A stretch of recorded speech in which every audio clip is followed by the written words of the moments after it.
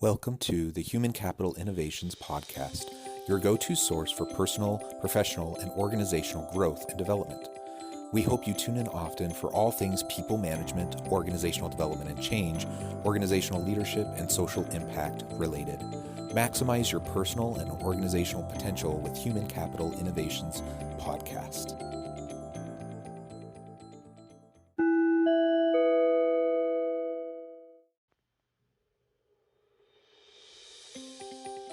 Welcome to the Human Capital Innovations Podcast. In this HCI podcast episode, I talk with Russell Heath about the dangers of leading with fear in the workplace.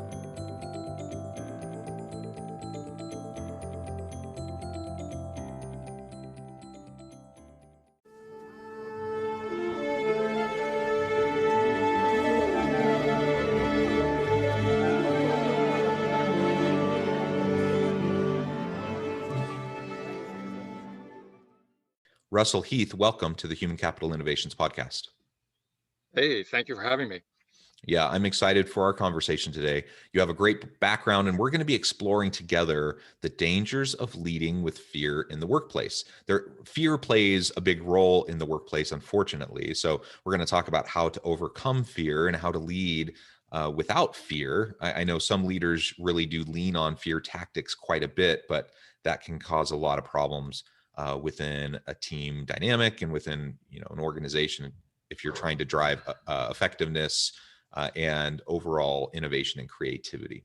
As we get started, I wanted to share Russell's bio with everybody. Russell Heath came to leadership coaching after many years leading environmental organizations, mission-driven coalitions, and political campaigns in Alaska. In those efforts, it became clear to him that the essential element in the success or failure of any campaign or project was the quality of its leadership. And that leadership was more a function of character and being than it was of skills and techniques. In service to his own leadership, he moved to New York City and entered a rigorous leadership coaching program. Transformed by that experience, he decided to become a coach himself. He's a graduate of Accomplishment Coaching, one of the nation's premier coaching schools, and has been a coaching professional since 2012. He coaches leaders in both for-profit corporations and nonprofit organizations and high-performing professionals committed to making things happen in the world, their organizations, or their lives. He also works with entrepreneurs who are committed to building their businesses. In addition to his nonprofit work, his professional background includes many years as an IT project manager and systems analyst. He has written 2 novels, lived in Italy and Australia, traveled twice around the world, once overland and once alone by sail. He dances, tango and swing, sings, thrives on serious backcountry expeditions. And when he left Alaska in 2010, he bicycled to Mexico via the Continental Divide. His next trip is to row around Newfoundland, and his next project is to write a book about sailing around the world. What a tremendous background. It's a true pleasure to meet you and have a chance to talk with you and see how you weave in all of your life's experiences and all these different facets into our discussion today. Before we launch into that conversation, anything else you would like to share with listeners by way of your personal background or context? Well, I'll just say that fear was a large part of it. If we're going to talk about fear today, I don't think it's something that human beings avoid unless they don't push themselves. So whatever it is in life where you're pushing, you're coming up against your kind of outer boundaries, you're going to experience fear. And the question really becomes is, how do you manage that? Who are you being in the face of your own fear? And I hope we dig into that more deeply, but I just want to make it clear on all those things that you mentioned, fear was a major component. Yeah. Well, I love that. And I think we all need to be looking for ways to stretch and to grow and to get outside of our comfort zone. And that always means there's going to be some fear involved. And like you said, the question isn't whether there will be fear. Of course, there will be fear. We're wired to have the fight or flight response. So the question is, how do we cope with the fear? How do we respond to the fear and interact with that? That initial emotion that we feel, we can't choose that initial emotion, but we can choose how we respond to it afterwards. And so I think that's a really great lesson that we all need to repeatedly learn and relearn.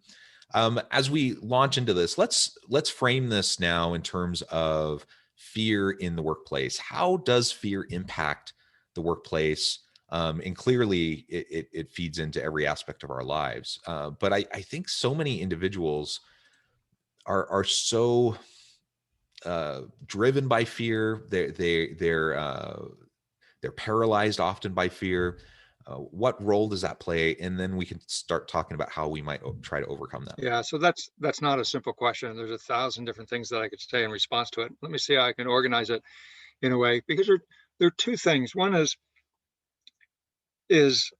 fear is going to be present anytime you're challenging yourself. So in a way, in a small way, the fear is indicative that you're being challenged. All right. Now the question becomes, from a leader's point of view, the leader has the fear of being a leader, or the fear of showing up in his workplace. There may well be that fear. And there's also that fear can be used as a tool, in the sense of I use my leadership in service of fear, of causing fear in others to get what I want. So you see the distinction I'm making? And I would Yeah. say that, as a leader, get to know, acknowledge, and distinguish fears that you may have. And fear may be that your employees don't respect you, or maybe you're going down the wrong road, or that you don't know what you're doing. You're stepping off a cliff here. So there are those kind of fears. But if that fear then gets translated into how you manage, or or that fear then becomes, you drive others, or you lead through using a fear, then you're going to have a real toxic workplace, because people Yeah. don't respond well to fear. One, they'll leave. Two, they won't be creative. They won't take risks because they're afraid of how your response is going to be. And the organization is going to be dead. Yeah, yeah. And to your point, I think imposter syndrome is very common. That's a common fear that leaders have. They are they really up to the challenges that they're facing, and they have to put on a brave face for their people and so forth. And are they doing a good enough job? Those types of insecurities, those types of fears, I think are natural. I think everyone has them at one point or another. But it's an entirely different thing to take those kind of natural insecurities, and to an extent, I would say even healthy humility. Now, if someone's so paralyzed by their imposter syndrome and their fear of messing up that they can't ever make decisions and move things forward, that's a problem, and that's fear controlling them. But I think everyone, has the fear, and everyone needs to have a level of intellectual humility about what they bring to the table, and recognizing that, yeah, they don't have all the answers. Yes, they don't know how to respond to every challenge. They have to lean on the expertise of their people in order to do that. And I think that's to an extent healthy, as long as you're not paralyzed by it. But what you then described was what often happens is leaders take that insecurity and then they pass it on to their people through fear-based tactics, and really manipulative and coercive and exploitative tactics in the workplace to try to get people to do stuff.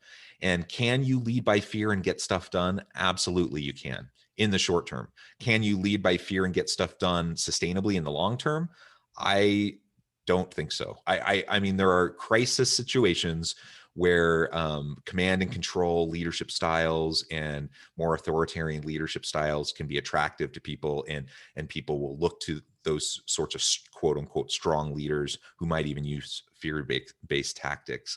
But in the long term, in a normal kind of day-to-day life scenario, it undermines trust, it undermines relationships, it undermines people's sense of their self and their work. And like you said, people tend to end up leaving that situation, or they're so they're so overwhelmed by the fear in the workplace that they retreat, and they end up doing kind of the bare minimum to stay below the radar, not draw attention to themselves, get enough done so that their job is safe, and then they just move forward. And that's not a dynamic, innovative workplace, is it? So the challenge again is recognizing the fears that we have. We all have them, but not allowing those insecurities to then feed over into how we try to lead our people.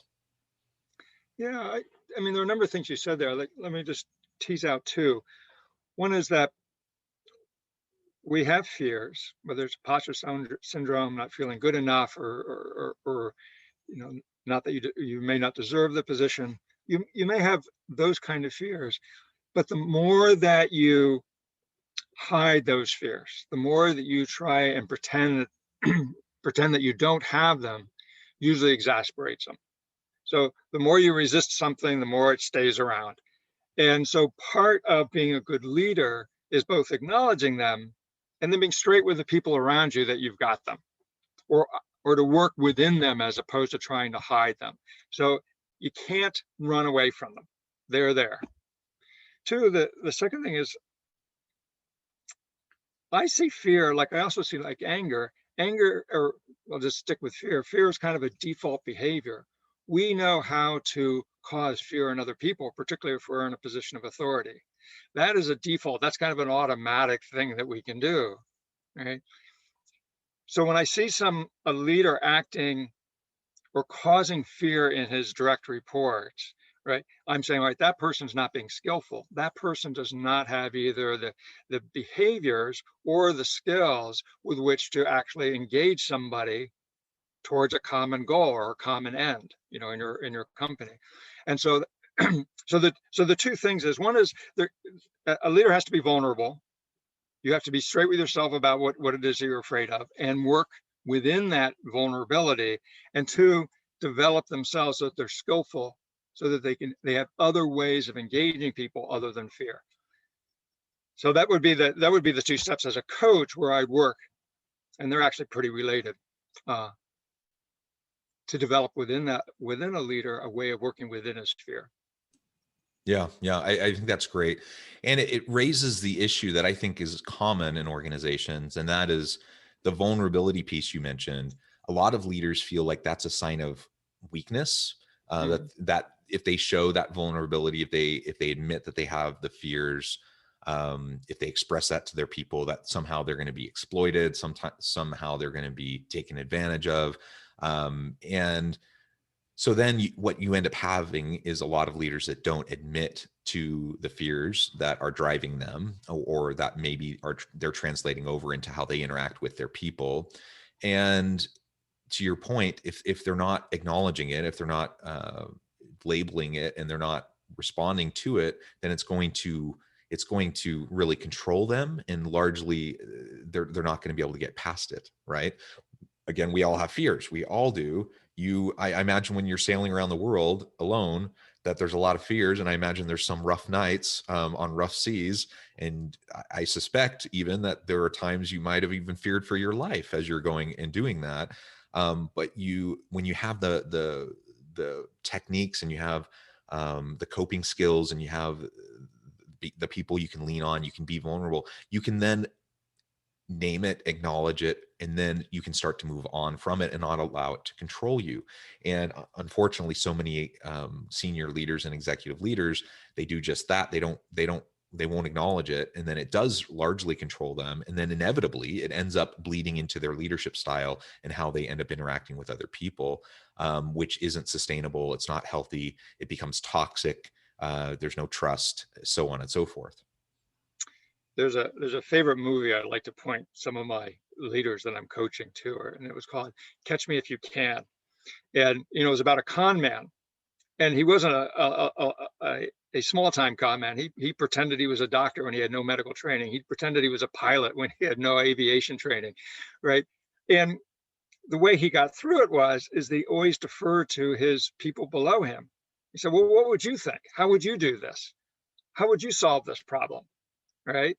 And, you know, when reporters, and this is a true story, the movie was based on a true story. And when some journalists went back and talked to the people that were working for this con man, they said, oh, he was our best boss, because he didn't have to come from a position, I have to know, I have to be right. He came from a position of, hey, I'm going to empower these guys to make the right decision. And that's the difference between vulnerability and weakness. So weakness is, it is a bad thing not to know, and therefore I'm not going to let people know that I don't know. Vulnerability is, I don't really know this, but let's see what the rest of the crew thinks, and see if we can solve it together. So you're taking a risk there. That's vulnerability is not about about weakness. Vulnerability is about taking a risk. It's usually an emotional risk. I mean, sailing around the world could be a physical risk, but in leadership, it's usually an emotional risk. To say, hey, I don't know how to solve this. What do you guys think? Let's have a brainstorming session here. Who's come up with the right idea? And again, the strength or the fear might be, I'm not good enough to come up with the answer. Or the fear might be, I have to perform.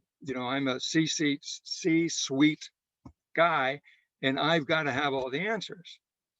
But that's really weakness, because it's really brittle, because you don't have all the answers.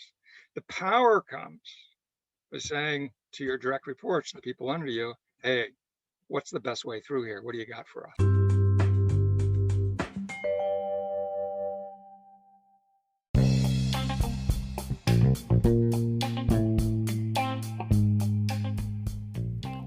I'm excited to announce the publication of my new book from HCI Press, The Alchemy of Truly Remarkable Leadership: Ordinary, Everyday Actions That Produce Extraordinary Results. Consider how the nature of work has shifted over the past 50 years. With increased globalization, rapid technological advancement, and the shift in economic composition, the average job of today looks very different than the average job of 50 years ago. What will the jobs and organizations of tomorrow look like? Moreover, what does this all mean for organizational leaders? What are the core competencies and capabilities of organizations and their leadership that are prepared for continued disruption and geopolitical and socioeconomic shifts? Regardless of what the future holds, increasingly, leaders need to be socially minded, data-driven, decisive, champions of talent, and disruptors of the traditional notions of leadership, teams, organizations, and work. The Alchemy of Truly Remarkable Leadership will help you to explore your own leadership competencies and capabilities and consider ways to apply and implement them into your workplace and personal life.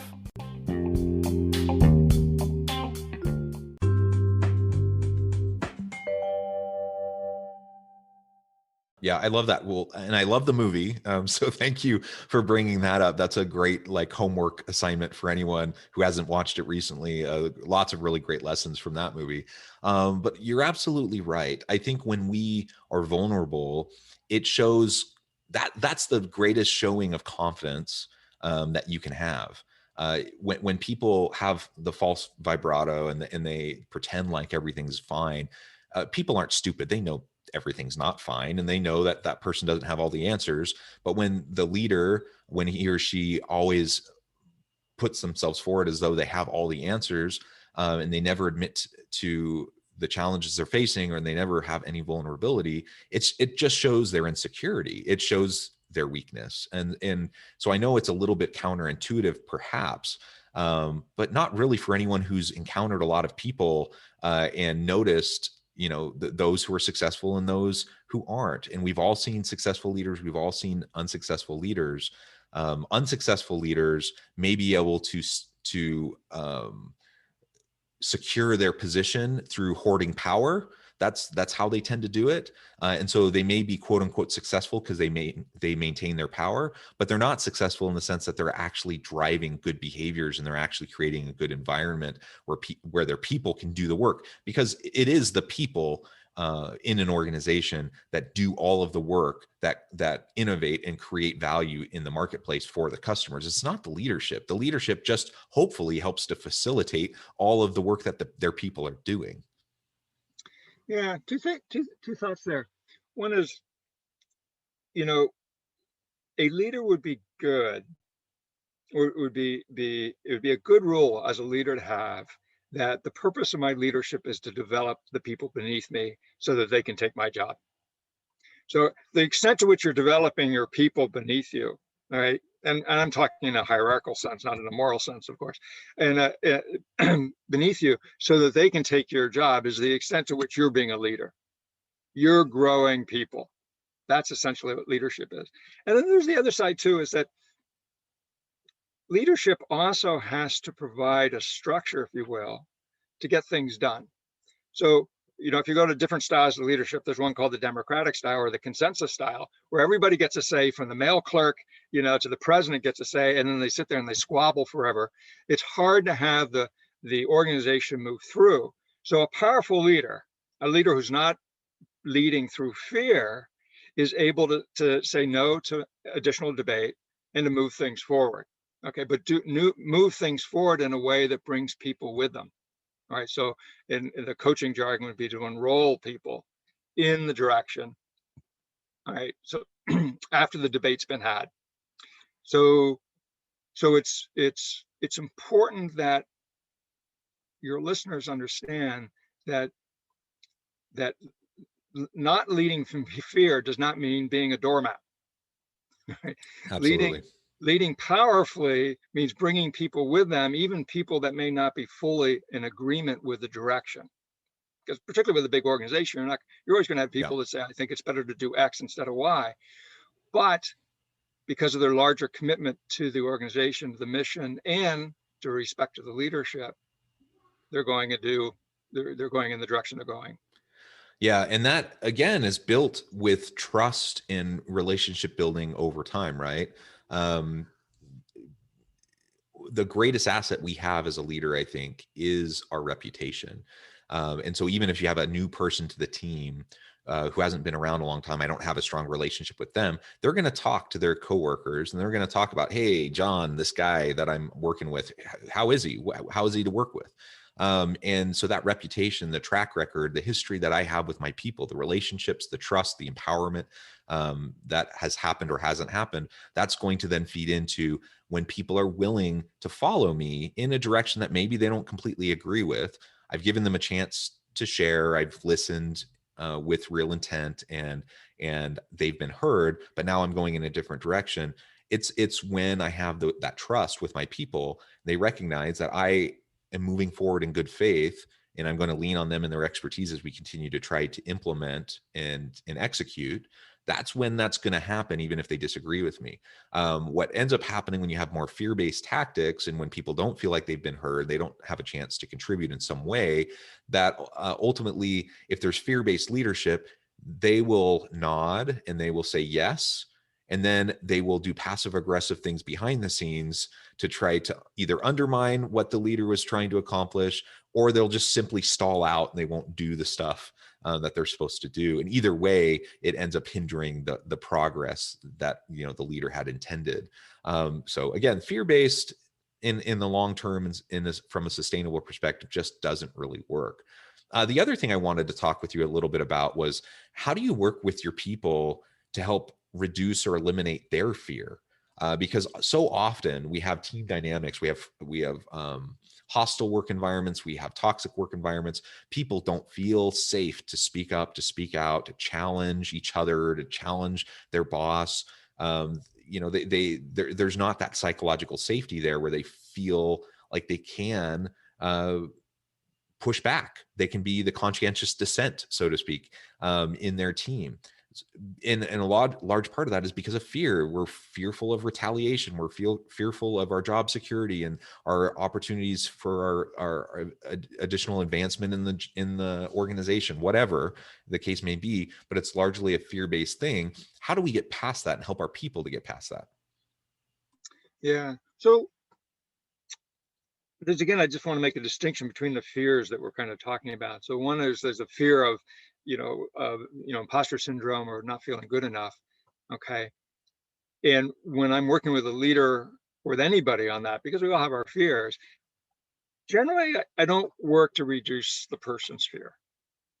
What I do is increase their courage, increase their willingness to move into scary situations, understanding what the real impact is. And to be blunt, the real impact is an emotional impact. It's feeling uncomfortable. Our fear is almost never about somebody attacking us with a knife or some kind of physical fear. It's almost always, particularly in a corporate environment, in a business environment, it's an emotional fear. And the emotional fear is fear of failure, fear of looking foolish, fear of being wrong, fear of being rejected. Those are the fears that we fear. And the question I'll ask a boss or a leader is it more important for you to fulfill on the organization's mission, or is it to protect yourself from feeling rejected or failing, the feeling of failing? And when you put it that way, they say, well, the mission's far more important than my petty concerns here about looking like a fool, right? So but that's their choice of which way they want to go on it. So it's building up your courage, building up your willingness to move through your fear. Again, anybody who's challenging themselves in life, whether it's in their corporate environment or at home with their spouses, anybody who's challenging is going to come up against their fear. That's a given. You don't run from it. Then the other kind of fear that we're talking about is when we're using fear as a weapon, or we're using fear as a leadership tool, right? And how do you create an environment in which people are willing to say, hey, boss, I don't think that's a really wise idea. Let's try this over here, right? Where do they feel comfortable having really difficult conversations? Well, again, that's something that the leader has to model. And the leader models it by both encouraging it, and then when it happens, no retribution. Say, thank you. And I appreciate your coming in, but we're going to go over this way or whatever. But creating that space. And really, it's the modeling that's important. And it's important, again, for the leader to be able to walk into difficult situations, be present, be open, be respectful, and then make the decisions, either consensually or individually in his in his or her position as the boss.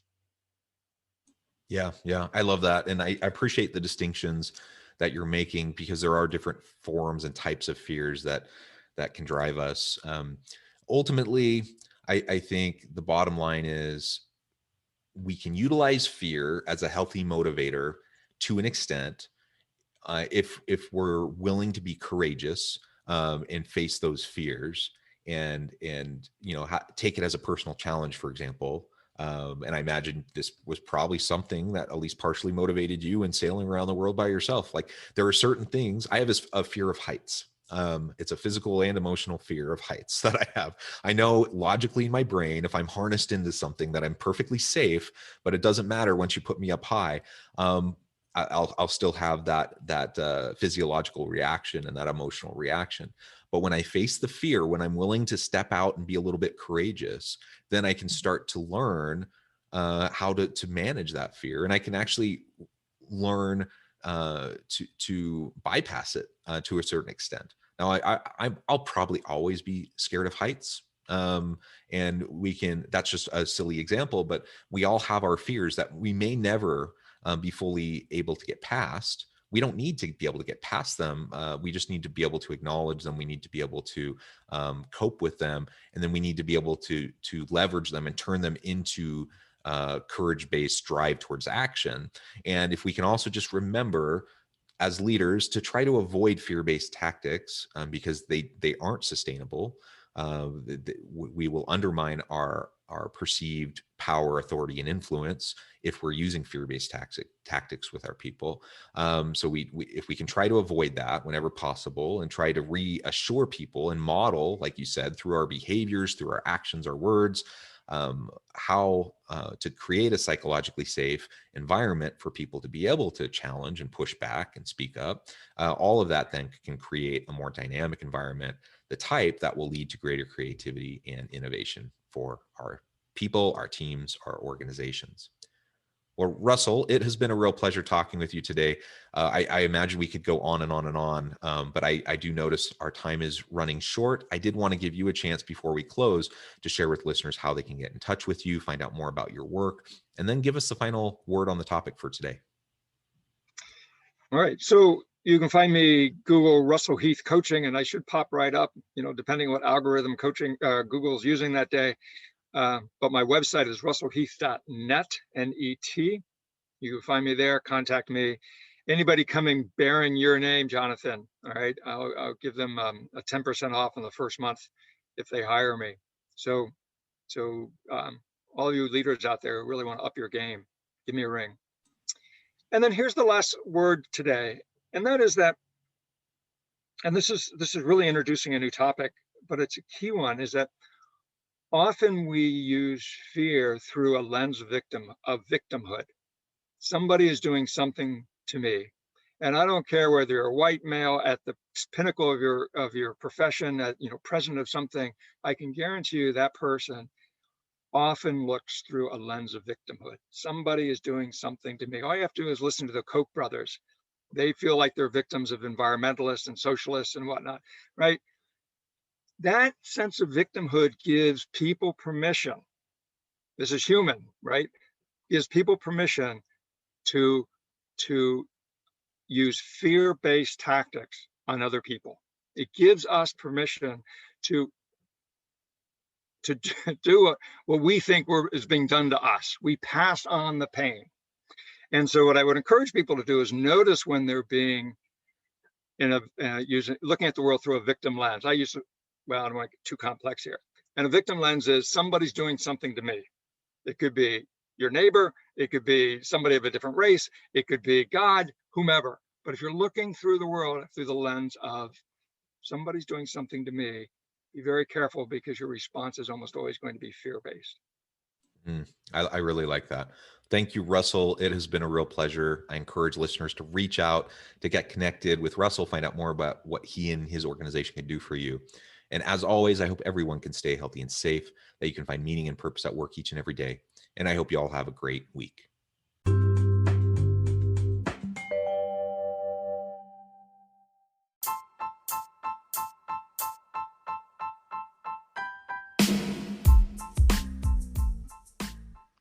We are excited about the launch of HCI's new magazine, Human Capital Leadership. Human Capital Leadership is a free, interactive e-magazine designed to help individuals, leaders, and organizations find innovative approaches to maximize their human capital potential. We will be publishing issues quarterly in August, November, February, and May. Check out the first issue and let us know what you think.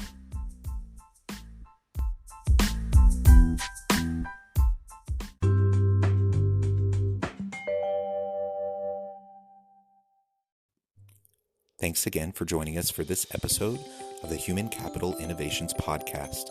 I hope you stay healthy and safe and that you have a great week.